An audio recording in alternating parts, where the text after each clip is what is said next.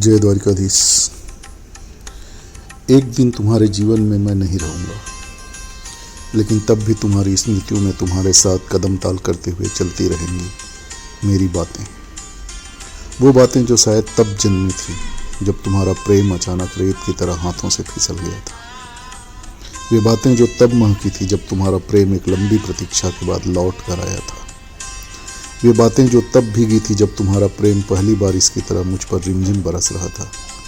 वे बातें तब निखर कर और सशक्त हुई थी जब तुम्हारा प्रेम ईश्वर के बाद इस दुनिया में मेरा एकमात्र भरोसा बना था। शायद जब मैं नहीं रहूं तब भी तुम्हारी धड़कनों में कहीं गुमनाम धुन की तरह गूंजती रहेंगी वो बातें जो तुम्हें याद दिलाती हुई कि प्रेम के हर मौसम में मैंने शब्दों में तुम्हें जिया था, फिर चाहे वह पतझड़ का था या बसंत।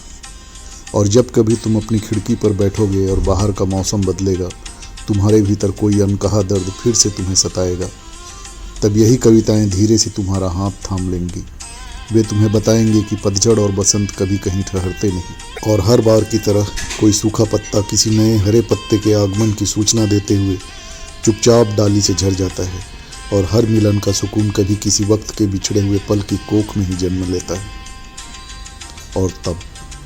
और तब जब तुम्हारी आंखें नींद के बोझ से भारी होंगी, तो यही मेरी कविताएं तुम्हारे सिरहाने बैठ लोरी बन तुम्हारे बालों में उंगलियां फिराते हुए तुम्हें सुलाएंगी। और एक नए उगे सवेरे से उठकर आंख मलते हुए तुम्हें एहसास होगा कि मैं भले ही अब नहीं हूँ, लेकिन मेरे लिखे शब्द तुम्हारे भीतर अब भी सांसें ले रहे हैं। क्योंकि प्रेम सिर्फ किया नहीं जाता, करके जिया ही नहीं जाता। जो कभी कभी लिखा भी जाता है और देह न भी रहे तो उसका लिखा हुआ प्रेम कभी नहीं मरता, और जो प्रेम अमर रहता है वही तो कहलाता है राधा और कृष्ण का प्रेम, और अमर हो जाता है दुनिया की नज़रों में द्वारिकाधीश की तरह। जय द्वारिकाधीश।